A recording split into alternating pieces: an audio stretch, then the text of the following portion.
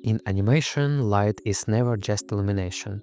It tells the viewer how to feel before anything moves. The room doesn't change, the furniture and colors stay exactly the same, but light begins with emotion and gives atmosphere its shape. Hi guys, my name is Denis Upart, and today we'll show you how one scene transforms into 4 completely different emotions using lighting only. And we will go through each setup step by step, including the lighting decisions behind it.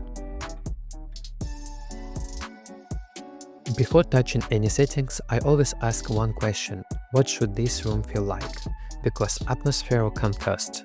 Lighting only translates that feeling into visual language. This principle is used everywhere, in animated films, games, and visual development. Before artists place lights, they usually define emotional direction first, and light is often the first invisible storyteller in the scene. Let's start with the most natural option, daylight. This is usually where balance matters most. Daylight works best when it feels natural but still controlled. Okay, let's go guys. For a daytime scene, I use background strength 0.57, sun strength was 40, and an additional area light power of 600. Interesting important point. I also looked at the angle of the light to make the room look effective. I think it took some time, and this is worth considering in your work and case study. I usually avoid making it too flat, because then the scene loses depth very quickly.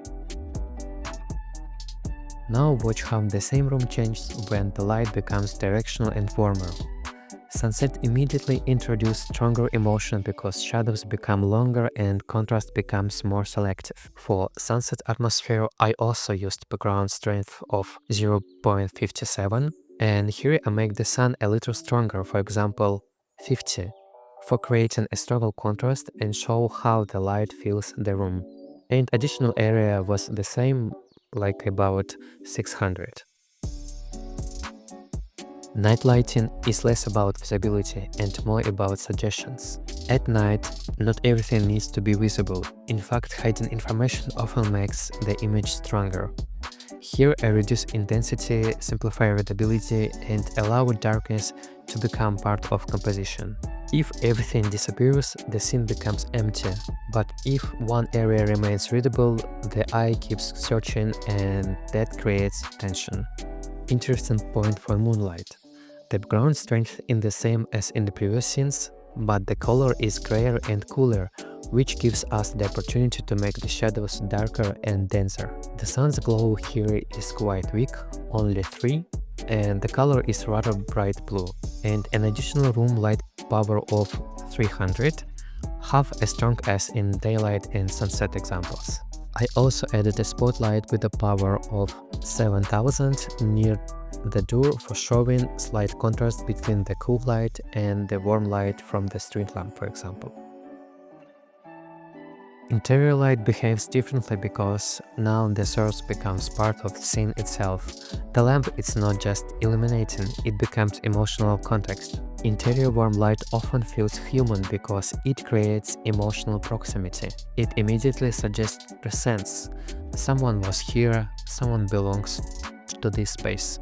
With a basic room without bright moonlight or sun, things are much simpler. The main area light source is 4500 and the glow from the street lamp is 5000. Once again, let me duplicate the lighting settings for each scene. The main thing to understand is that under bright, strong sunlight, the power and color of the background node remain low. This avoids contrasts and noise. Lighting is not about making a scene brighter, it's about deciding what deserves attention and what should remain silent. When you control light, you are not decorating scene, you're controlling how someone feels inside it. What does this moment mean? How does the character feel here? In this memory, a pause, a quiet evening, or the beginning of something important? Light answers those questions before anything starts moving. And this is the best magic of lighting.